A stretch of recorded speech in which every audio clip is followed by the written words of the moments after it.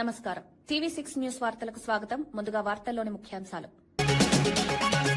Governor ప్రసంగం, ప్రభుత్వానికి road map అన్న సీఎం, భవిష్యత్ ప్రణాళికలపై దృష్టి పెట్టాలని రేవంత్ రెడ్డి, రాష్ట్ర అభివృద్ధికి స్పష్టమైన కార్యాచరణ, ప్రజలకు ఇచ్చిన హామీలు అమలు చేస్తామన్న రేవంత్.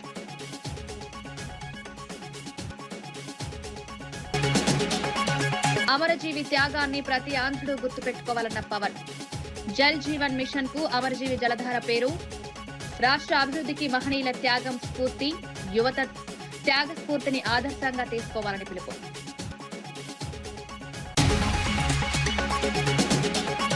పోలవరం, నల్లమల సాగర్ పై ఎందుకు మాట్లాడలేదన్న హరీష్ రావు, తెలంగాణ గవర్నర్ ప్రసంగంలో నీటి అంశం లేదని విమర్శ, కృష్ణా గోదావరి నీటి హక్కులపై స్పష్టత ఇవ్వాలన్న హరీష్, రాష్ట్ర ప్రయోజనాలపై ప్రభుత్వం స్పందించలేదన్న హరీష్.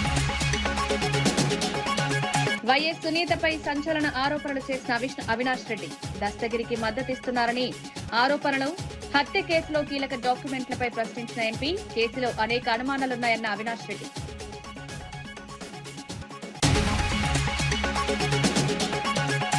అసెంబ్లీ బడ్జెట్ సమావేశాలు 20 రోజులు జరపాలన్న డిమాండ్, ప్రజల సమస్యలపై సభలో చర్చ జరగాలన్న మహేశ్వర్ రెడ్డి, బడ్జెట్ ఆమోదానికే సభ నడపొద్దన్న ఎమ్మెల్యే, గవర్నర్ ప్రసంగంలో స్పష్టత లేదన్న